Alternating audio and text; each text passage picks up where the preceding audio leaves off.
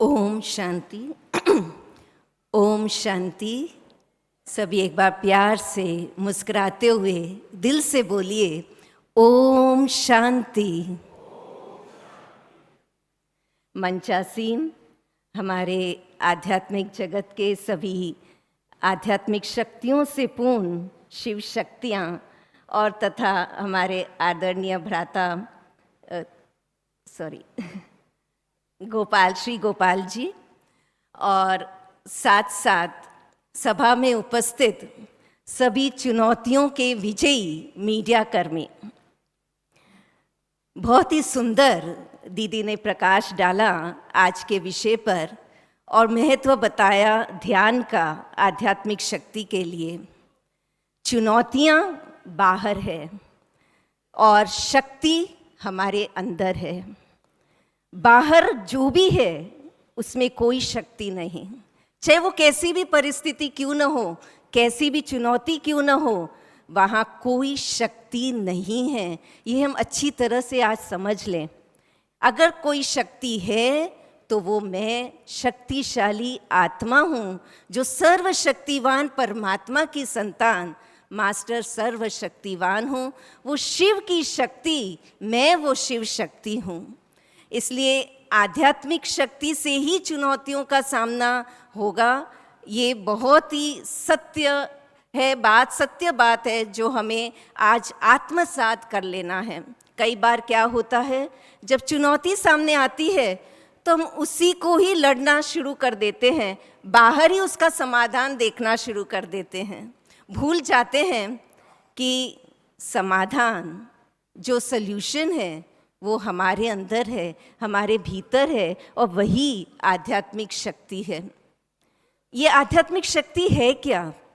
ये वो शक्ति है जो चाहे कितने भी तूफान हो, लेकिन उस वृक्ष को उन तूफानों में खड़ा रखता है। वो फाउंडेशन को स्ट्रॉन्ग रखता है। वो फाउंडेशन है हमारे जीवन का, ये आध्यात्मिक शक्ति। और वो क्या है? वो जो आज सवेरे हमारे आदरणीय मोहिनी दीदी जी ने आप सबको अभ्यास कराया, और वो है शांति की शक्ति, वो साइलेंस पावर। ये है आध्यात्मिक शक्ति। कई बार हम सोचते हैं कि अगर उसने कुछ कहा तो मैं कोई कम हूँ क्या? मैं 2 शब्द और बोलूँ? मैंने अपने बाल ऐसे ही थोड़ी ना सफ़ेद किए हैं, तो कुछ तो मैं अपना बताऊँ। बोलने में हम सभी बहुत आगे रहते हैं, लेकिन ये आध्यात्मिक शक्ति हमें साइलेंस की ओर ले जाती है। एक पॉज जीवन में कहती है। जैसे अभी हमने ट्रैफिक कंट्रोल किया। ये ट्रैफिक कंट्रोल क्यों है? ये इसीलिए है कि हम एक स्टेप बैक करें, बाहर जो भी है बाहर, उससे स्टेप बैक करें, अपने भीतर अपने आप से कनेक्ट हो जाएं, अपने परमात्मा से कनेक्ट हो जाएं।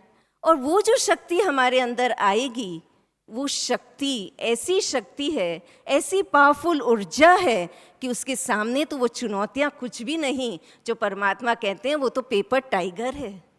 शक्तिशाली शेरनी शक्तियाँ जो आज नवरात्रि के दिन चल रहे हैं, वो प्रैक्टिकल शेरनी शक्तियाँ तो हम आत्माएं परमात्मा की संतान हैं।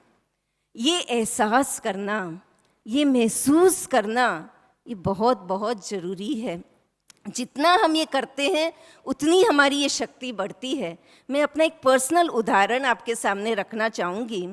नारीत्व दर्शन एक 13 एपिसोड का पहला प्रोडक्शन था गॉडलीवुड स्टूडियो का। वो उस समय का था जब उस समय पर एक ही कैमरा मैन था वहाँ पे और कोई भी टीम नहीं थी।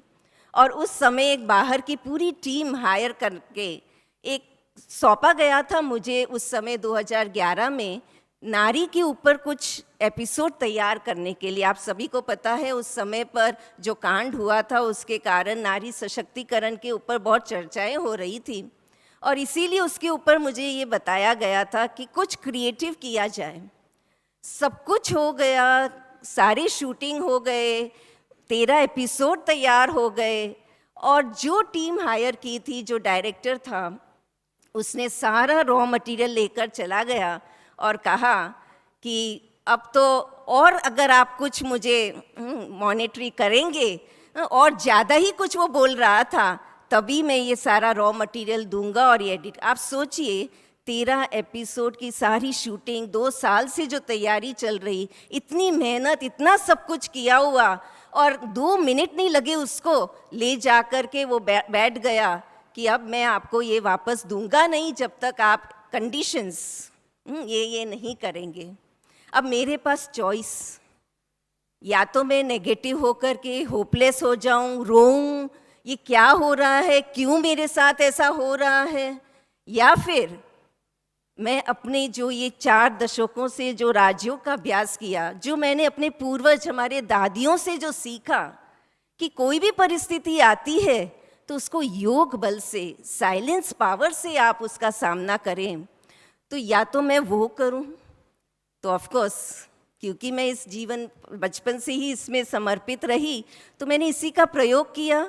मुंबई में वहाँ पे बोरीवली सेंटर में मेडिटेशन रूम में बैठ गई मैं, और परमात्मा के आगे मैंने कहा कि कोई ना कोई मेरे ही कर्मों का है जो मेरे सामने आया है, मैं दिल से माफ़ी चाहती हूँ और आप मार्गदर्शन कीजिए कि अब कैसे हो, क्या हो, क्योंकि इससे बहुत बड़ी सेवा होने जाने वाली है और बहुतों का इसमें तन मन धन लगा हुआ है।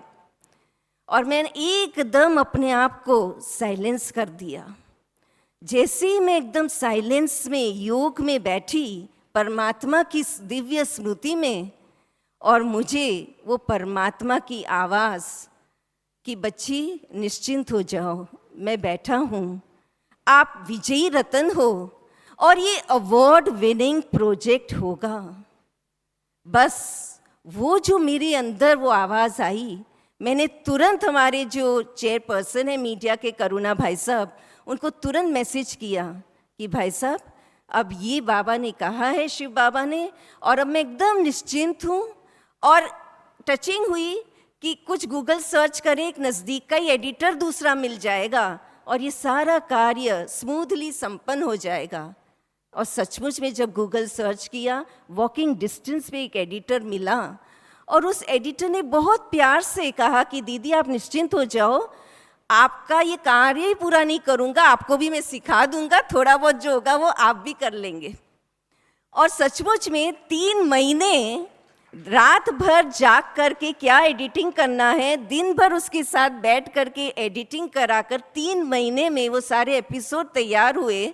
तब जाकर वो पुराने वाले को बोला कि भैया आप आ जाओ, जो भी है हम सलट लेते हैं, देख लेते हैं। तो वो आया और सारा ही जो है मटेरियल, इसके पहले ही वो उसको बुला लिया था, तब जाके ये सब एडिटिंग हुआ। और वो उसको प्यार से टोली खिला करके, प्रसाद दे करके, उसको विदा करके, और ये सब हुआ। और उसके बाद मैंने भाई साहब को समर्पित कर दिया कि अब आप जानो ये कैसे क्या आपको करना है। उस समय पीस ऑफ माइंड चैनल पे इसको चलाया गया था और तब उनका संकल्प था कि आप फिल्म फेस्टिवल में देखो, कहीं इसको चला सको तो। तब जयपुर में एक इंटरनेशनल फिल्म फेस्टिवल के पहले गुजरात में एक नेशनल फिल्म फेस्टिवल था, और उसमें जब मैंने ये रखा कि इसको आप फिल्म फेस्टिवल में चलाएं, तो कहा हम तो ऐसी फिल्म नहीं चलाते, आपको पता है लोगों को इतना मज़ा नहीं आता और इसमें हमको कुछ होता नहीं। तो मैंने कहा फिर भी देखिए, समाज के लिए बहुत अच्छा है, आप देखिए तो सही एक बार। तो कहा अच्छा कमेटी में रखेंगे। अच्छा फिर इसका कैसे पता चलेगा? न्यूज़पेपर में आ जाएगा अगर इसको चलाना है या नहीं। 15 दिन के बाद न्यूज़पेपर में आया, नारीत्व दर्शन को बेस्ट कंसेप्ट एकेडमी अवार्ड घोषित किया गया है।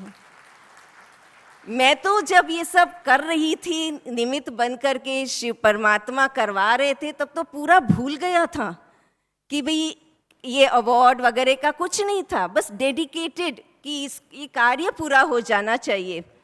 लेकिन जब ये न्यूज़पेपर में पढ़ा, तब आप सोचिए कि जो दिल से शिव परमात्मा के लिए मेरे दिल से शुक्रिया निकला है ना। और उसके बाद तो एक के बाद एक परमात्मा ने जैसे सिलसिला लगा दिया। शिव परमात्मा ने 100 से भी अधिक आज नेशनल इंटरनेशनल अवार्ड से नवाजा गया है, और बहुत सारे पुरस्कार इसमें दे करके, बहुत सेवाएं विदेश में भी इसको एशिया टीवी में, अमेरिका के चैनल्स पे भी इसको चलाया गया। कहने का भाव है कि चुनौतियां हर कोई के जीवन में आती है। आप ये समझे कि हम यहाँ पर बैठे हैं, है ना, सब कुछ डिटैच होकर के माउंट आबू में समर्पित हैं, तो क्या हमारे सामने चुनौतियां नहीं हैं? है, सबके सामने चुनौतियां हैं। और ये चुनौतियां आती ही है हमारी आंतरिक शक्तियों को बढ़ाने के लिए, हमें सशक्त करने के लिए। तो लेकिन जब हम साइलेंस पावर का प्रयोग करते हैं, जब हम आध्यात्मिकता का प्रयोग करते हैं, स्व पर विश्वास, एक परमात्मा पर विश्वास रखते हैं, जो हमारे पूर्वज जानकी दादी जी ने कहा, मैं कौन, मेरा कौन और मुझे क्या करना है। ये मंत्र अगर हम हमेशा ध्यान रखें कि मैं शिव की शक्ति, शिव शक्ति हूँ, शिव परमात्मा सर्वशक्तिवान मेरा साथी है, उसकी मैं संतान हूँ, और मुझे क्या करना है, मुझे वही करना है जो परमात्मा का कार्य है, वही करना है जो सत्य है, वही करना है जिससे सबको प्रेम मिले, शांति मिले। तो जब इस प्रकार का मेरा लक्ष्य हो जाता है, तब ऑटोमेटिकली वो चुनौती नहीं रहती, लेकिन हमारे लिए आगे बढ़ने की एक सीढ़ी हो जाती है। उस साइलेंस पावर में हमें हमारी सुनने की शक्ति बढ़ती है। एक छोटा सा कहानी बता के मैं समाप्त करना चाहूँगी कि एक संत था, एक गुरु था, उसके चेले ने पूछा कि गुरुजी, भगवान की आवाज़, भगवान बोल रहे हैं, भगवान की आवाज़ को कैसे सुना जाए, वो सुनने में नहीं आता। तो गुरुजी ने उसको सवेरे सवेरे भोर के समय एक नदी के किनारे ले गए, और उस समय पर सब कुछ शांत था, वायुमंडल शांत, प्रकृति शांत, और उसको कहा अभी सुनो, क्या सुनने में आ रहा है। तो उसको उस समय नदी की खल खल आवाज़ सुनने में आ रही थी, और वैसे दिन भर में अगर देखा तो उसको वो नदी की खल खल आवाज़ नहीं आ रही थी, लेकिन जो भोर के समय सुनने में आई, तब उसने गुरुजी ने कहा कि जैसे ही बाहर का वायुमंडल शांत और साइलेंस में है, बाहर की दुनिया जब साइलेंस में है, तब आपको प्रकृति की वो आवाज़ सुनने को आ रही है, वैसे ही जब आपकी आंतरिक दुनिया साइलेंस और शांत हो जाएगी, तब आपको आपके अंतर्मन की आवाज़ और परमात्मा की आवाज़ को सुनने में आएगा। तो इसलिए बहुत ज़रूरी है कि हम अपने अंतर्मन में वो शांति को गहन अपने अंदर अभ्यास करें, उसको ये मेरा ही संस्कार है, ये मेरा ही स्वरूप है, उस असली स्वरूप में अपने आप को टिके, उस स्वमान में रहें। तो जब हम स्वमान में रहेंगे, जब हम स्वस्थिति में रहेंगे, तो कोई परिस्थिति की शक्ति नहीं जो वो हमें हरा सके। स्वस्थिति ही हर परिस्थिति पर विजय प्राप्त कराती है। Thank you. ओम शांति।